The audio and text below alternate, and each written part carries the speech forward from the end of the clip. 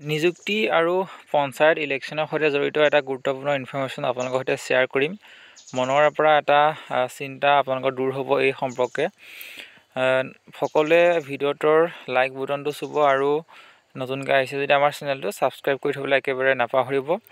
আৰু ভিডিঅ'টো আপোনালোকে যিমান পাৰে সিমান শ্বেয়াৰ কৰি দিব, কাৰণ আজি এই কথাটো আপোনালোকে গম পায় মনৰ পৰা এটা যিটো চিন্তা দূৰ হ'ব বুলি আমি ভাবিছোঁ। কাৰণ বহুতে কমেণ্ট কৰি থাকে এটা বিষয়ৰ ওপৰত যে আপকামিং যি দিয়াৱলীৰ ৰিক্ৰুইটমেণ্ট চলি আছে, সেই ৰিক্ৰুইটমেণ্টৰ যি ভেৰিফিকেশ্যন বা মেৰিট লিষ্ট প্ৰক্ৰিয়া সেইটো বন্ধ হৈ যাব নেকি, যে নিৰ্বাচনী আচৰণবিধিৰ বলবৎ কৰাৰ লগে লগে।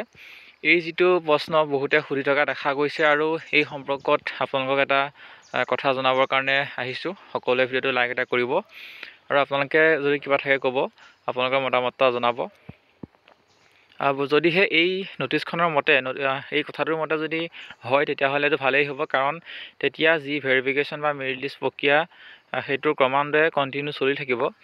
ইয়াত আপোনালোকে প্ৰথম যিটো পইণ্ট, 1 নম্বৰ পইণ্টটো আটাইতকৈ গুৰুত্বপূৰ্ণ, সেই পইণ্টটো যদি পঢ়ি দিওঁ তেতিয়াহ'লে দেখিব যে ongoing programmes which actually start in the field before the announcement of election may continue. অৰ্থাৎ ইয়াত এতিয়াও বুজাইছে যে ইলেকশ্যনৰ দিনৰ যিটো ঘোষণা, নিৰ্বাচনৰ যিটো দিন ঘোষণা কৰা হয়, সেই ঘোষণা কৰা আগৰ পৰা যদি এটা প্ৰক্ৰিয়া চলি আহি থাকে সেইটো কণ্টিনিউ চলি থাকিব। ইয়াত কোনো নিৰ্বাচনী আচৰণবিধিৰ যিটো ৰুল সেইটো ইয়াত প্ৰযোজ্য নহয় বুলি মেইন যিটো কথা সেই কথাটো উল্লেখ কৰিছে। গতিকে এইমতে যদি হয় তেতিয়াহ'লেতো ভালেই হ'ব। তেতিয়া যি ভেৰিফিকেশ্যন বা মেৰিট লিষ্ট প্ৰক্ৰিয়া যিটো কণ্টিনিউ চলি আছে, ইতিমধ্যে আপোনালোকে হয়তো গম পায় যে ভেৰিফিকেশ্যন প্ৰক্ৰিয়া চলি আছে বুলি ক'ব পাৰি। সেই যিটো প্ৰক্ৰিয়া বা মেৰিট লিষ্টেই হওক,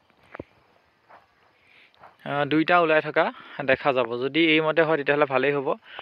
যিটো খবৰ লাভ কৰিলোঁ, পুনৰ এটা PDF আমি পাইছিলোঁ ইলেকশ্যন সম্পৰ্কীয়, আৰু এই PDFটোত কথাটো স্পষ্টভাৱে উল্লেখ আছে। গতিকে আপোনালোকৰ সৈতে শ্বেয়াৰ কৰিলোঁ। সকলোৱে ভিডিঅ'টো লাইক এটা কৰিব, আৰু কিবা যদি আপোনালোকে ক'বলগীয়া থাকে তেতিয়াহ'লে কমেণ্ট কৰিব। ধন্যবাদ।